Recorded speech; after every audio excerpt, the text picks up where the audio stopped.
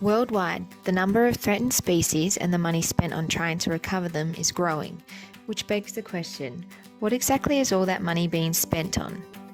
In their study, Terrell and colleagues reported that 72% of threatened species populations are in decline.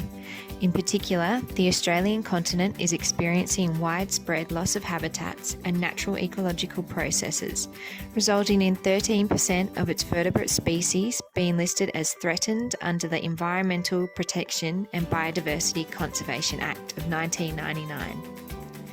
The EPBCA is Australia's national species legislation and sets out the basis for recovery actions for species in Australia. Dedicated single species, multi-species, or ecosystem recovery plans are used to provide a framework and aim to recover species from a vulnerable to a stable state. In this video, I'll outline the strengths and weaknesses of recovery planning in Australia, drawing on evidence from multiple studies on the subject. Taylor and colleagues analysed threatened species population trends against different management interventions in order to provide an evaluation of recovery planning in Australia.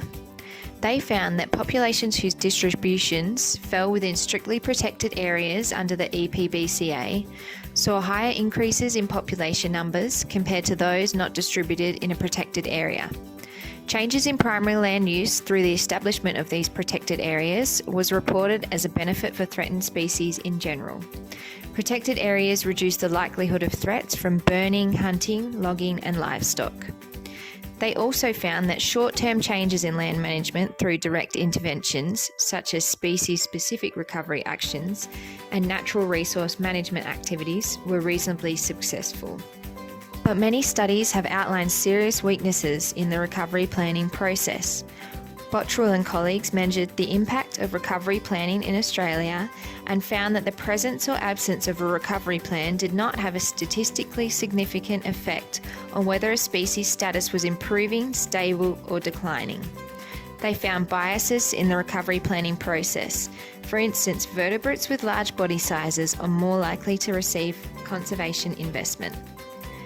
They also found that recovery plans lacked basic accounting principles and contained many inconsistencies nationally, with no local or global framework to guide recoveries.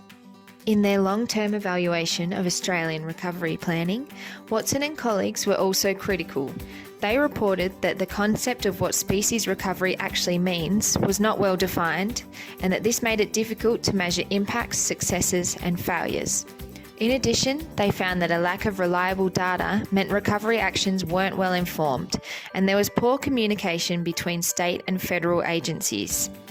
In addition, they reported an underrepresentation of some taxonomic groups, such as plants, fish, and invertebrates, in the current national list of threatened species.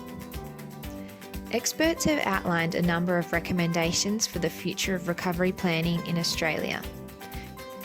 Better systems for reporting and evaluation will promote transparency and build an accessible knowledge base for future management actions. Improvements in the species listing process will remove biases towards certain taxonomic groups and ensure the most vulnerable species will be listed regardless of their taxa.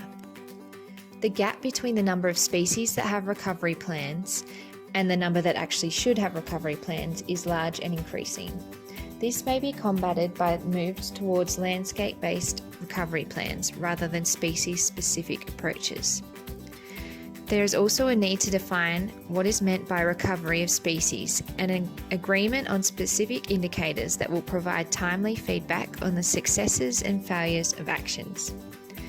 Finally, a focus on the collection and collation of data as well as ongoing monitoring data is recommended in order to inform future management processes. It's clear from the evidence that the recovery planning process in Australia needs a major overhaul. Hopefully we will see a major shift in threatened species protection before it's too late.